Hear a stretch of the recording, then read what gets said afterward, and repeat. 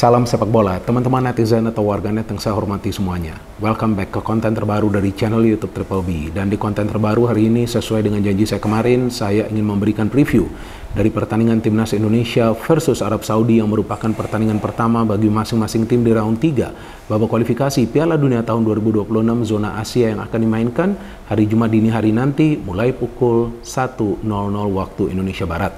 Seperti yang kita pahami teman-teman bahwa ini adalah pertandingan pertama bagi timnas kita di round 3. Artinya tentunya bagi para pemain pertandingan dini hari nanti merupakan pengalaman baru bagi mereka. Yang seharusnya bisa mereka nikmati jalannya pertandingan karena mayoritas dari para pemain yang berada di skuad dari timnas Indonesia adalah pemain-pemain muda.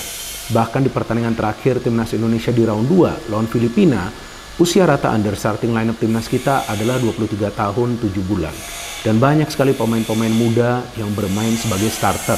Mulai dari Marcelino Ferdinand, Rafael Struijk, Rizky Ridho, Hernando Ari, bahkan Justin Hubner. Artinya memang bagi para pemain muda ini mereka harus bisa bermain dengan tenang. Mereka tidak boleh melakukan satupun kesalahan, apalagi di menit-menit awal jalannya pertandingan yang kemungkinan bisa dimanfaatkan oleh para pemain dari Arab Saudi. Nah, jika teman-teman tadi ada mendengar suara ngebor atau juga suara ketokan karena ada tukang yang lagi kerja untuk membuat studio baru dari channel YouTube Triple B. Jadi akhir bulan nanti saya akan mulai merekam konten dari channel YouTube Triple B dari studio baru. Dan juga nanti akan ada channel tambahan yang namanya Bung Binder Bicara, dan di channel tersebut saya akan membuat konten untuk berdiskusi dengan seorang narasumber tentang sepak bola. Anyway, kembali ke pertandingan dini hari nanti, kita tahu bahwa ekspektasi dari kita semua adalah agar timnas kita bisa mendapatkan hasil akhir yang positif. Tentu kita ingin agar timnas kita bisa meraih kemenangan, tapi kan itu tidak mudah. Bahkan Shin Tae-yong pun mengatakan bahwa dia optimis, tapi dia juga realistis. Karena lawan yang dihadapin adalah Arab Saudi yang merupakan salah satu tim yang kuat di kawasan Asia. Bahkan Arab Saudi lolos ke 2 Piala Dunia terakhir. Tapi kan sulit itu bukan berarti mustahil, maka itu saya pikir nggak ada salahnya juga Shin Tae-yong punya rasa optimisme. Tapi para pemain juga jika nanti diberikan kesempatan untuk bermain siapapun itu, harus bisa menjalankan konsep permainan dari Shin Tae-yong. Yang feeling saya kemungkinan besar dia akan meminta para pemain bermain dengan pressing dimulai dari lini tengah. Jadi harus bisa menghambat flow of the ball dari para pemain Arab Saudi. Karena Arab Saudi sekarang dilatih oleh Roberto Mancini yang kita tahu adalah pelatih asli Italia yang mengandalkan permainan high pressing. Jadi para pemain Arab Saudi akan melakukan pressing sampai ke ruang pertahanan dari Indonesia. Maka itu para pemain Indonesia harus bisa melakukan counter pressing mulai dari lini tengah. Agar para pemain Arab Saudi tidak bisa dengan leluasa mengalirkan bola ke ruang pertahanan kita. Apalagi kan kemungkinan Shin Tae-yong akan memakai formasi 3-4-3 seperti biasa. Artinya 2 wingback juga harus bisa turun ke belakang pada saat para pemain kita bertahan untuk mengubah formasi menjadi 5-3-2. Dan tentu pada saat nanti proses counter, nah proses counternya itu harus cepat. Jadi 2 pemain di depan itu kemungkinan feeling saya adalah nanti Ragnar dan juga Struijk, karena 2 pemain tersebut punya kecepatan. Which means Marcelino pun nanti harus mau tidak mau ikut bertahan. Jadi setiap pemain yang nanti dipilih oleh Shin Tae-yong harus bermain dengan energi tinggi mulai dari menit-menit awal. Jangan sampai kebobolan.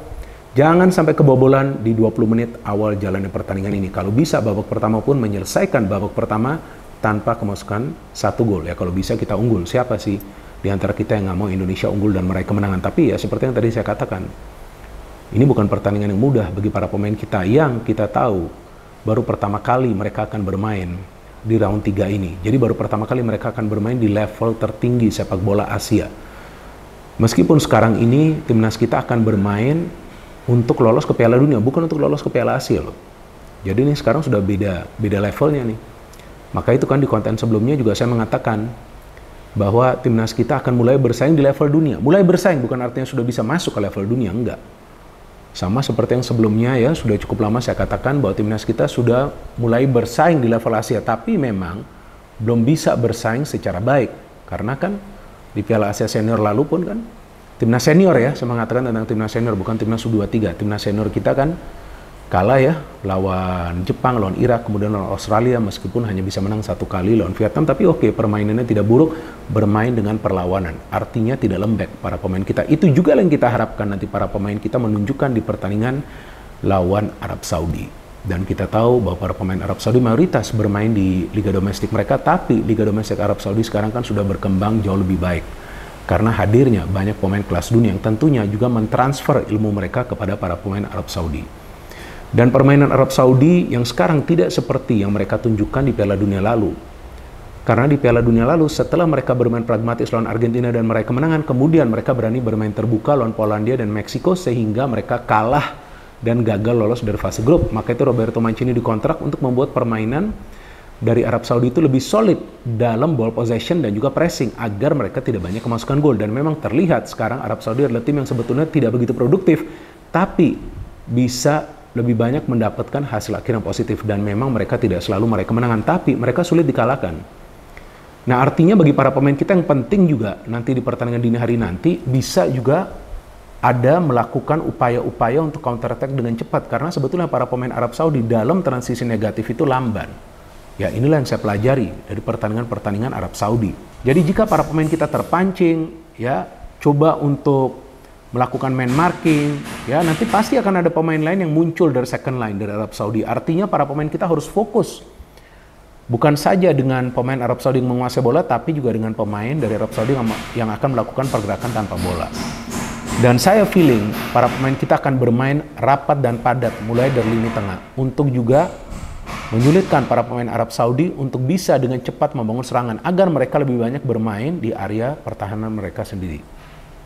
Jika itu bisa dilakukan oleh para pemain kita, maka feeling saya kemungkinan timnas kita akan bisa mendapatkan minimal 1 poin. Yang juga feeling saya, timnas kita punya peluang untuk mendapatkan minimal 1 poin. Jika bisa menang, tentu itu adalah sebuah bonus. Tapi saya juga sama seperti Shin Tae-yong, saya optimis tapi saya juga realistis bahwa timnas kita punya peluang untuk mendapatkan hasil akhir yang positif, tapi kemungkinan besar adalah 1 poin. Dan feeling saya dari starting lineup, ini feeling saya ya, Shin Tae-yong akan menurunkan Martin Paes, di pertahanan Sandy Walsh, Jay Idses yang akan menjadi kapten tim, Rizky Ridho, di tengah Tom Hae, Nathan Choaon, di sebelah kiri Calvin Verdong, di sebelah kanan Asnawi, dan di depan Rafael Strijk, Ragnar Oratmangun, dan juga Marcelino Ferdinand dengan formasi yang sama 3-4-3. Jadi teman-teman, seperti yang sebelumnya saya request bahwa kita juga jangan over ekspektasi, tapi kita harus support habis-habisan para pemain kita agar mereka bisa bermain dengan tenang. Yang penting jika mereka tenang, maka kemungkinan mereka akan bisa mendapatkan hasil akhir yang positif. Dan di belakang kamera ada kreator dari channel YouTube Triple B yang juga merupakan istri saya, ingin menyampaikan pesan-pesan juga kepada teman-teman. Silakan. Dari tadi dia sudah nungguin tuh. Halo teman-teman. Cuman saya sih sampaikan satu ini aja, kan ini hari kan ada malam ya. Pagi nanti jam 1. Pagi ya kan. Kita juga nonton ya. Oke, iya dong. Kita juga nonton. Ya, martabak, kopi siap pokoknya. Iya benar. Ya. Terus saya sih half aja ya. Oke. Nonton setengah babak. Terus paginya kan bangun nonton juga. 1 babak aja. Iya benar. Okay.